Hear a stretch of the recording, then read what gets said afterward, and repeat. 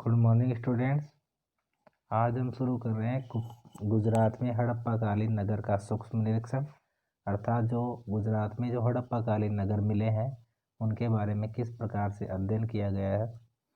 कच्छ के इलाके में खदीर बेत के किनारे धोलावीरा नगर बसा था। वहाँ साफ पानी मिलता था और ज़मीन उपजाऊ थी। जहाँ हड़प्पा सभ्यता के कई नगर 2 भागों में विभक्त थे, वहीं धोलावीरा नगर को 3 भागों में बांटा गया था। देखिए, जो अधिकतर नगर थे उनको 2 भागों में बांटा गया था, एक पश्चिमी टीला और एक पूर्वी टीला। पश्चिमी टीले में दुर्ग होता था जहाँ राजा महाराजा रहते थे, अर्थात जो शासक है वो रहते थे, और जो दूसरा टीला होता था उसमें जो नगर के लोग रहते थे। लेकिन ये जो धोलावीरा है इसको 3 भागों में डिवाइड किया गया है, 3 भागों में बांटा गया था। इसके हर हिस्से के चारों ओर पत्थर की ऊंची ऊंची दीवारें बनाई गई थी। इसके अंदर जाने के लिए बड़े बड़े प्रवेश द्वार थे, अर्थात बड़े बड़े दरवाजे और गेट बनाए गए थे।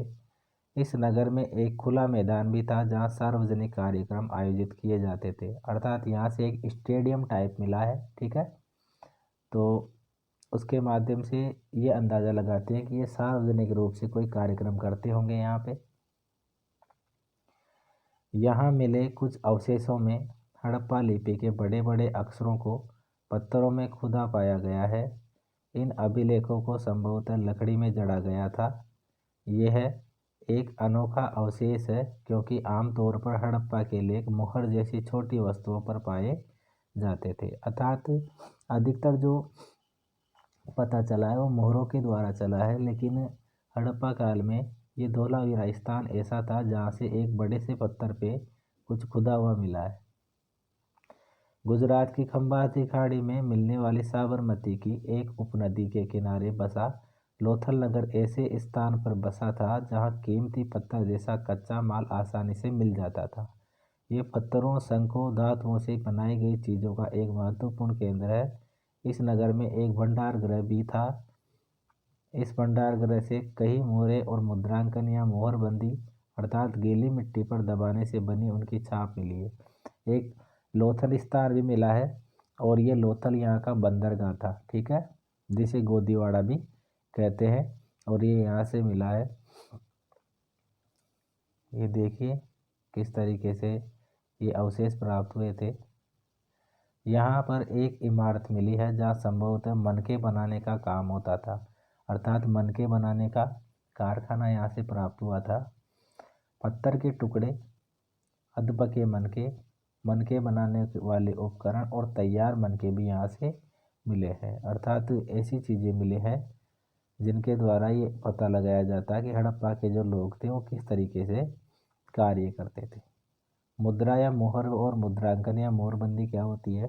तो मोहरों का प्रयोग सामान से भरे उन डिब्बों या थैलों को चिन्हित करने के लिए किया जाता होगा जिन्हें एक स्थान से दूसरी जगह भेजा जाता था। थैले को बंद करने के बाद उनके मुहानों पर गीली मिट्टी पोतकर उन पर मोहर लगाई जाती थी। मोहर की छाप को मोहरबंदी कहते हैं।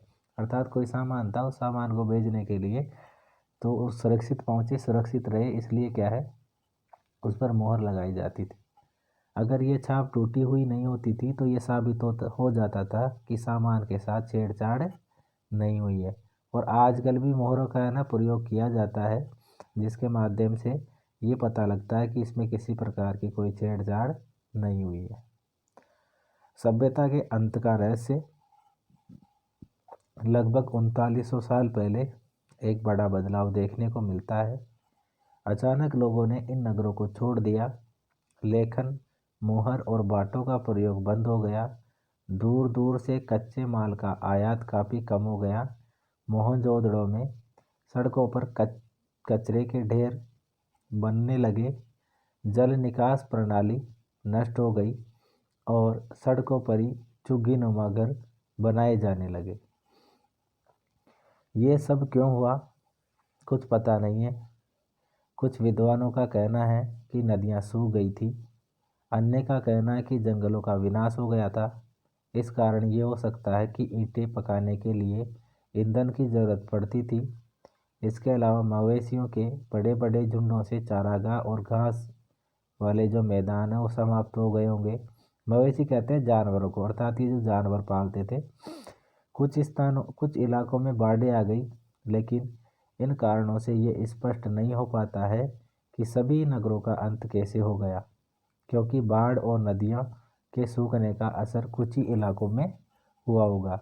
ऐसा लगता है कि शासकों का नियंत्रण समाप्त हो गया। जो भी हुआ हो, परिवर्तन का असर बिल्कुल साफ दिखाई देता है। आधुनिक पाकिस्तान के सिंध और पंजाब की बस्तियां उजड़ गई। कई लोग पूर्व और दक्षिण इलाकों में नई और छोटी बस्तियों में जाकर बस गए।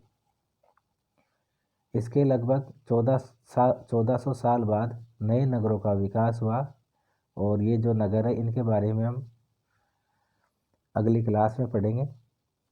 और ये देखिए, एक नील नदी के आसपास का जो क्षेत्र है उसमें रेगिस्तान था, तो उसके बारे में बताया गया है कि लगभग 5000 साल पहले मिस्र में शासन करने वाले राजाओं ने सोना, चांदी, हाथी दांत, लकड़ी और हीरे जवाहरात लाने के लिए अपनी सेनाएं दूर दूर तक भेजी।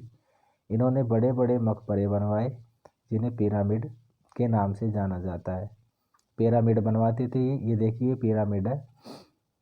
राजाओं के मरने पर उनके शवों को इन्हीं पिरामिडों में दफनाकर सुरक्षित रखा जाता था।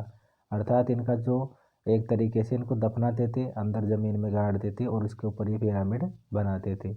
इन शवों को मम्मी कहते थे। क्या कहते थे? जो शव रखे जाते थे उन शवों को मम्मी के नाम से जाना जाता था। उनके शवों के साथ और भी अनेक चीज़ें दफनाई जाती थी। इनमें खाद्यान्न, पेय, वस्त्र, गहने, बर्तन, वाद्य यंत्र, हथियार और जानवर शामिल है। कभी कभी शव के साथ उनके सेवक और सेविकाओं को दफना दिया जाता था। दुनिया के इतिहास में शवों को दफनाने की परंपरा को देखते हुए मिस्र में सबसे ज़्यादा धन दौलत खर्च किया जाता था। ठीक है, तो ये लेसन हमारा कंप्लीट होता है।